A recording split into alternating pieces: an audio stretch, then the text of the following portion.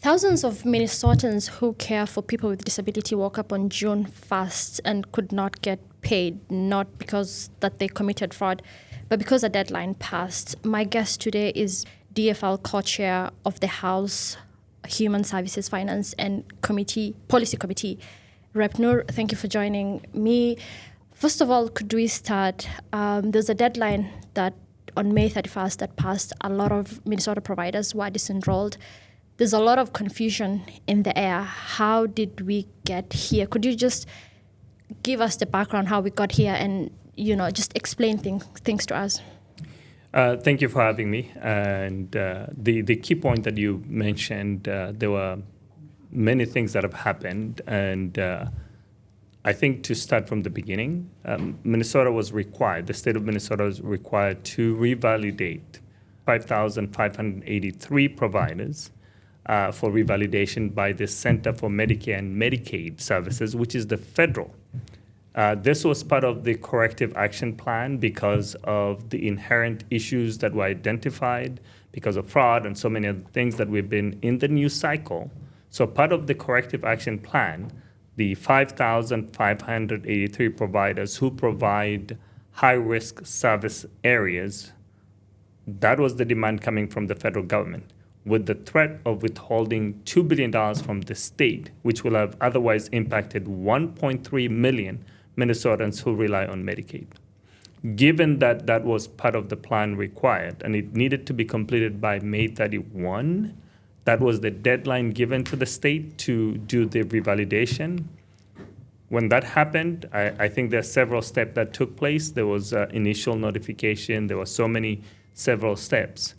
Once that deadline was reached, anyone who did not complete the revalidation, anybody who did not fill the application, anyone who had a site visit with incorrect information or they never completed the process during their site visit were disenrolled. Also meant that the payment and billing was suspended, meaning that they can no longer bill for services under those areas that they were providing.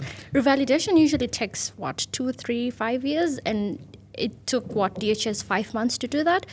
Was that part of the sort of like instruction that Minnesota has to do? And how was that process?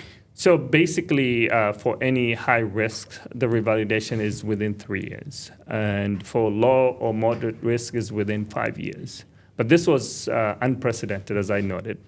The state of Minnesota, the Department of Human Services, was required.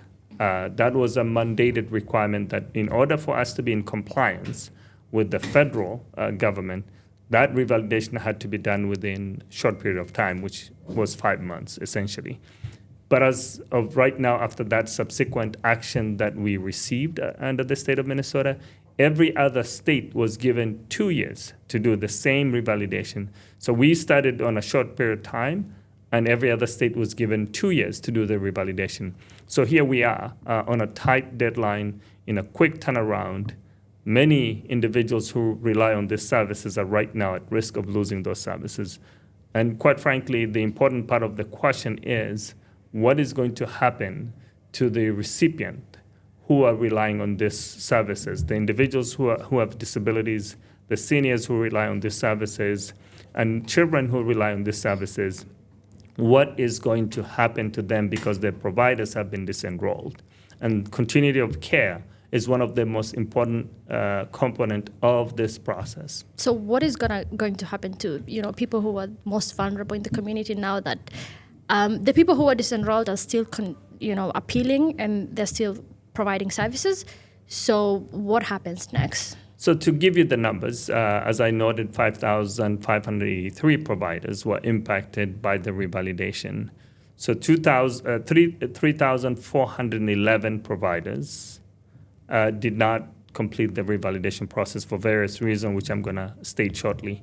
But 2,061 were revalidated on time, and they are continuing to provide services. So 2,061 continue to provide services. The 3,411, if I give you the division, it was 2,491 for incomplete application process or things that never will have risen to disenrollment, such as administrative data issues. All of them were disenrolled, and they never received a site visit. And those who received site visit, 916 were disenrolled because of failure of that to complete appropriate site visit. 4 providers were disenrolled because of they failed background studies. The owners failed background studies. Of that also, we have 111 who are no longer providing services in the high-risk service areas. And 59 providers were referred to for further review within the Department of Human Service Office of Inspector General. That's how it ended. And the key question is, with that 3,411, what is happening? I know you asked a good question about the appeal. I think everyone who has that opportunity, they were given 60 days to send their appeal. You mentioned the grounds in which people were disenrolled, administrative issues, background check. Could you talk more about that and sort of like get into detail so that people are able to understand? So if we start with the beginning, anybody who never submitted the application, from that get-go, if you didn't submit the application for any reason, you will get disenrolled. The revalidation application. Correct. Mm-hmm. And then also for failure to provide requested documentation as part of the revalidation process, you are going to be disenrolled. And one of the other major issues that we have seen is businesses no longer providing services, failure to disclose management officials. Many people take that for granted is one of the highest we have seen or informed. Failure to allow or provide or grant access to the facility when someone comes for site visit. Also, lack of required documentation when a site visit is done or when they're required to complete the forms. That is also grounds for termination, which we have seen. Failure to update enrollment changes. If something changes, you're required to update within a time frame. Lack of required surety bond, which is mostly for programs like PCA and others, you're required to have a surety bond, which is going to be, in fact, for all the high risk starting soon. But also lack of failure to disclose affiliation, meaning that you're affiliated with another business within the system. Lack of providing qualified professionals who do the work. Lack of having a clinician associated with your services. And also inconsistent information. If you're providing A and then you say B, that is considered to be grounds for termination. So anybody, as I described, a long list of things that we have seen, but quite frankly, none of those are things that cannot be resolved. And that's why we have the appeal process within 60 days. And that is one of the reasons that I feel that there will be somehow more work that needs to be done in a short period of time to re-enroll providers who appeal. Before we get into the appeal, that providers have 60 days to do that, providers are getting split decisions, sort of like identical ownership, identical documentation, 2 locations, one approved, one terminated. I was reading somewhere, and one organization lost its funding because a scheduling manager answered the door during the inspection instead of a supervisor. What does that tell you about DHS actually running this process? It's quite disturbing because of seeing that there's a lot of administrative data issues, and also from the provider perspective. When someone is considered to be as a management official, they're required to disclose. The providers are required to disclose to the Department of Human Services, whether it's erroneous or whether the update was not completed appropriately or whether there was some inconsistencies. Anytime there is someone who's assigned, whenever a site visit happens, the owner of the provider has to be there, or management official who can actually respond to, or someone who's been designated to do the site visit. So all those, an agent who's authorized can also be part of the process, but someone has to declare who they'll be meeting. But if they met with... That is supposed to be documented. Is that what you're trying to say? Absolutely. Okay. So if there's a management official who was never disclosed, that is ground for disenrollment. And is sort of like when you're putting down your address, missing the unit number, is that grounds for disenrollment? So as I noted, also failure to update the enrollment information includes the address. And we've seen a lot of people whose address... Is that not a corrective issue, something that can be corrected? Again, as I noted, those are administrative issues which can be resolved. And I think through the appeal process, all those issues which are considered to be administrative issues, I'm hoping that the turnaround will be quick for those issues which are not considered to be fraud. As I noted, there's only 59 out of the completed process were referred for further review. Providers have 60 days to appeal the decision. What does that process look like? And is that not going to create like a lot of like backlog and administrative issues? I mean, we're already seeing administrative issues within the DHS. So number one, I think the deadline was May 31. And somehow it's going to have a significant impact in the care community and for those who are getting the care. I always look from the lens of the recipient who is getting services, and if those services are terminated, it's a high risk to have somebody who relies on this service every single day. So the appeal process is quite clear. Within 60 days, you appeal. And make sure that you provide the materials or the information that was required, because if you don't do that, your appeal may not be considered. Once you submit the appeal to the department, they will review the appeal and making sure that the materials requested are included.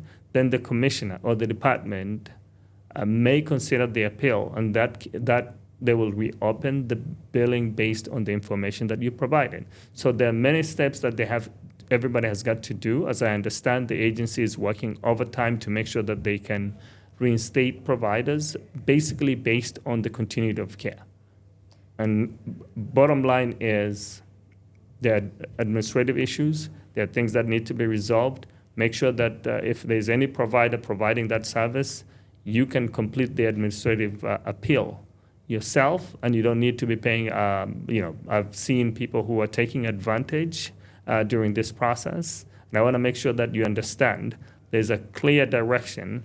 Videos have been provided, information's on the website, and I think people can actually rely on people who are credible to do this revalidation process and help them, guide them. You talked about care, and now, providers are still continuing to provide, care. But they cannot build. So what happens to the clients, people in community with disability, the most vulnerable? And what happens if a provider is terminated after the 60 days that they have appealed? So what happens to the clients? So there's, as I noted, there's continuity of care. In fact, we passed this session. Could you talk more about that? So for instance, if there's a provider who does not want to appeal, then they need to be in communication with the case manager or the county, the lead agency, or the department to say that they can no longer provide the service. The agency will be able to help those individuals to find another service provider that ultimately will be providing the same services for that individual so that they don't get a disruption for services. And that has to be done efficiently. There's a team within the department who's going to be helping with that effort, working with lead agencies, working with the MCOs, which is Managed Care Organization, working with the tribal government, working with the counties. So this is a process that I think we have defined how it shall happen. But if someone wants to appeal, that appeal means that they will continue to provide services while the appeal is being processed, so that during that reconsideration process, they can continue to provide services. And once the appeal process is complete, then the billing will be reinstated based on the facts that have been provided, and then you can continue to bill for that services. But down the road, if there are certain things that disenrolls the individual, there may be some other consequences or actions that may follow, which I'm not going to discuss all those things at this point, but there's always that potential that someone who should never have appealed or appealed and they succeeded, and then down the road they find that there's inconsistencies, that their provider information were not accurate and everything else, they'll end up losing their appeal process, and they may end up paying back the cost of the services that they provided. So there will be overpayment, there will be some other actions taken, and that's a normal process that exists in the system. Representative Noor, I'm just wondering, I mean, you mentioned CMS threatened to withhold $2 billion from the program. At what point, at that point, I'm just wondering, how much is Minnesota driving its own response, and how much is it federal government forcing a timeline the state can't realistically meet? So part of the discussion is whenever you have good corrective action plan, the state will have to submit their corrective action plan. The federal government will give their input of what needs to happen. So it's a two-way traffic negotiation. And part of the negotiation, I think they agreed upon, was to do the revalidation and many other things that we have been even discussed. So this is one of the components that required for that process. Once you have an agreement with the department, the DHS and CMS, then you have got something that you have to fulfill because it was agreed upon. So it's driven by both sides. At the same time, I think there are options that I think we noted at the beginning, that this could not be completed on time as required because of the unprecedented revalidation timeline. This is off-cycle revalidation. There are providers who revalidated only a couple of months ago before the revalidation process started, and they had to redo it again. And they had to pay the fees. They had to go through the same process that they went through. So what I'll say is it is unfortunate where we are today, but somehow we have to make sure that we protect resources for Minnesotans, that 1.3 million Minnesotans who rely on Medicaid. I'm just curious, because just going back to reading the news, one provider put it this way: the federal government beat up the state beat up DHS, and DHS is beating up providers. Does your committee bear any responsibility for what happened, in June 1st?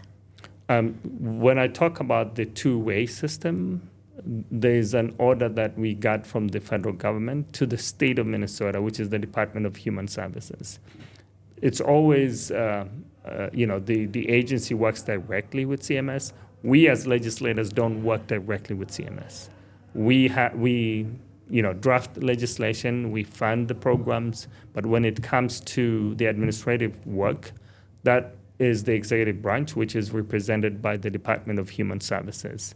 And there's nothing within legislative process that we could have undertaken or could have included to address this issue. Yes, we codified some of the corrective action requirement. There's several things that within this year's legislation that we added so that the agency has got authority to conduct some of the corrective action plan, but not the revalidation. But soon enough, I think we are allowing the agency to do more frequent site visit, to do more work for high risk that they can be doing on-site reviews anytime. So there will be that component that is ongoing as we are looking forward.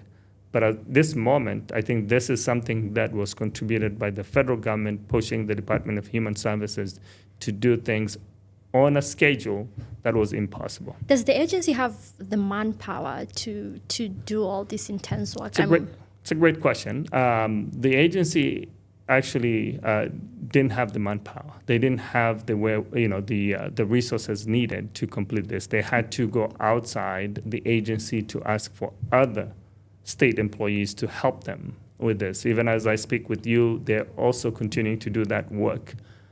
So there's an extension of those almost 100 employees who have been assigned to do and assist the Department of Human Services with the revalidation, who are going to continue until later on to make sure that they've completed the process. A lot of people don't really understand your sort of position and how you're a representative but also co-chair of DHS. Could you just explain that to people, because a lot of people get it mixed up? Yeah, I've had that many times. Many people think that I work for the department. Yes. I don't work for the Department of Human Services. I'm a legislator. I'm one of 201 out of 134 in the House. I'm one of the members who happens to be the co-chair of the Human Services, meaning that we are equally divided in the House, 67 Republicans, 67 Democrats. And for 101 legislative process, you have committees that are going to be assigned to do different things. I am the co-chair of the Human Services, And we set up the budget for the agency. We have the oversight responsibility. We pass policies and legislation that directly addresses the needs of Minnesotans. And that's the role as a legislator. So anything that we do, the House has to approve, or the Senate, and then goes to the governor for signature to be implemented as a law. So come July 31st, which is sort of like the general deadline for, reappealing and stuff like that, what happens after that, and what is within your power in that timeline? So we're hoping that the agency, we're having communication with many providers and also the agency to make sure that the continuity of care is not impacted by this whole process. I'm sure there'll be some few things that will fall through the cracks, and we want to make sure that that doesn't happen. We'll continue to work, accordingly with my other colleagues, the Senate, and also leadership, to address the challenges that we may see through this impact of providers who have been terminated. But bottom line is the people who are getting this up. If you had to name the single biggest design flaw in the system, not the fraud, not the bad actors, not federal pressure, the system itself and how DHS is operating, what would that be? So what I'll say is there's no clear guidance when it comes for providers. And whose fault is that? I think there are a couple of responsibilities. We don't usually start finger pointing to one place or the other. Mm-hmm. We need to be looking for how do we solve the problems that we're facing. When there's no clear guidance for compliances, when individuals who are doing these services don't have a good training to be able to implement some of this highly complex. Human service is one of the most complex areas. And if anybody tells you otherwise, they need to come and sit down with me and tell me how. And so we're talking about multiple programs. And I think DHS is the largest agency when you look at the budget totality.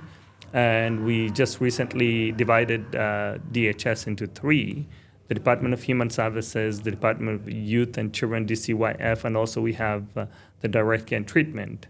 We're separated into three entities, but there's still more work that needs to be done.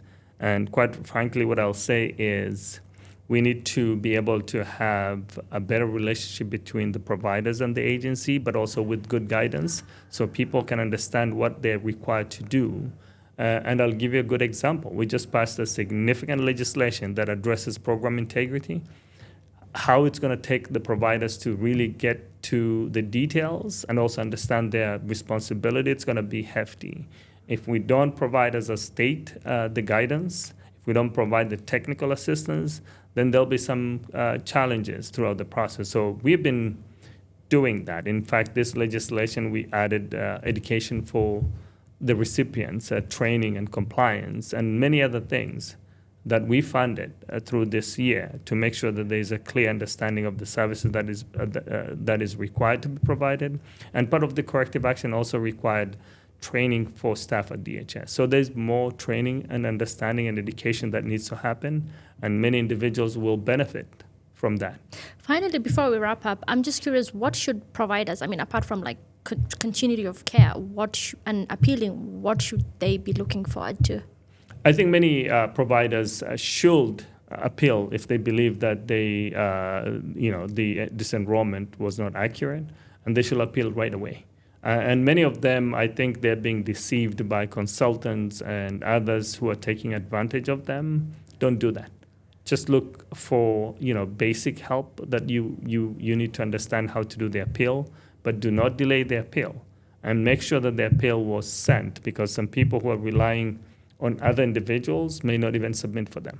So you as a provider, you have the responsibility in ensuring that you complied with that requirement and on time, because if you don't appeal, you will be completely disenrolled. And if you continue to provide services, then number one thing that I keep on telling folks, because there's a moratorium on all the 13 programs, you may not be able to re-enroll again as a provider. And so that is the caution for folks who are providing those services. As you mentioned, other states have like 2 years, and to do the revalidation. Minnesota just has like 5 months to do that, and I'm sure other states are watching. What could they sort of like try to learn through the whole of this process?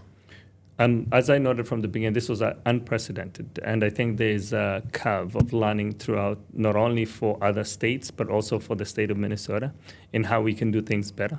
And I think we have learned a lot during this time period. And could you talk about what Minnesota's learned? There are many things in terms of the enrollment process and utilizing new systems that pick up the information, how to update changes. So there'll be a lot of things that are going to be rolled out as part of the learning curve that we have seen. It's also a training opportunity for staff who have never done this before in a high scale. And I think this may end up becoming the routine for several other things. So we need to be able to look back and step back and understand what happened, get an after-action report on all things that have transpired, and then we can react to that. At that point, I think right now things are in up, and we need to be able to really understand the full impact of this.